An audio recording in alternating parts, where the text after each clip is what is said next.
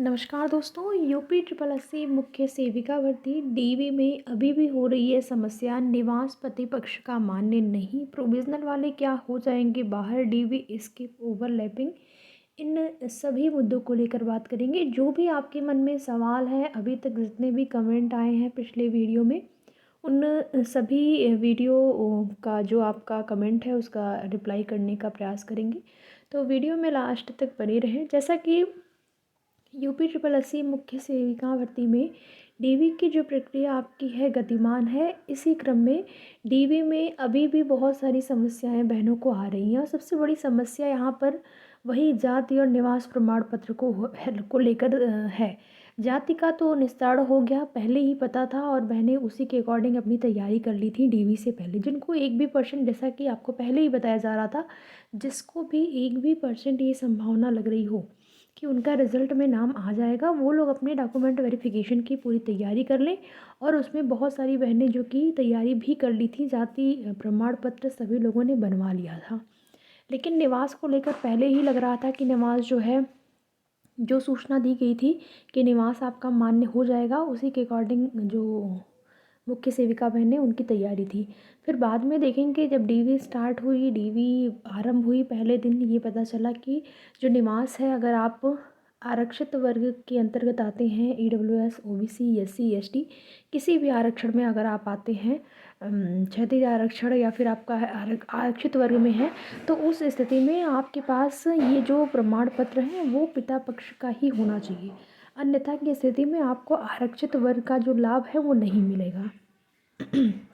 तो यही समस्या यहाँ पर हो रही है, अभी भी जो बहनें जा रही हैं। लेकिन एक कमेंट हमको आया हुआ था जिसमें कि एक बहन ने वहाँ पर कमेंट किया हुआ था कि उन्होंने निवास जो है पिता पक्ष का वो लेके गई और वो ले लिया गया, उनसे प्रोविज़नल नहीं भरवाया गया है।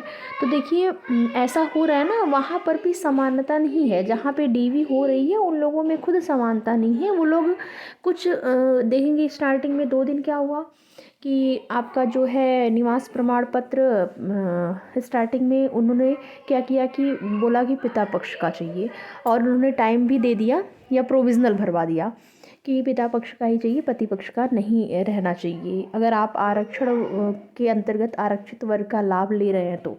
फिर उसके बाद 1 दिन 2 दिन क्या हुआ कि वो लोग ले लिए, जो पति पक्ष का था वो भी ले लिए।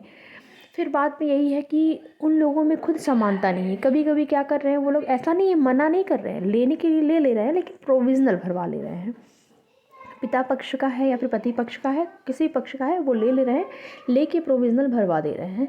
तो अभी भी ये समस्या हो रही है। तो आप सभी को बता दें कि देखिए, अगर आपका जो निवास है, काफ़ी आप के टाइम हो गए शादी को, तो आपको क्या करना है कि देखिए, आख्या अगर आप लिखवा लेंगे तो वो मान्य हो जाएगा। आख्या आप लगा देंगे तो वो अलग बात है कि हो सकता है कि आख्या लगाने के बाद भी आपसे प्रोविज़नल भरवाएं तो क्या आपको बाहर किया जाएगा, तो ऐसा नहीं है।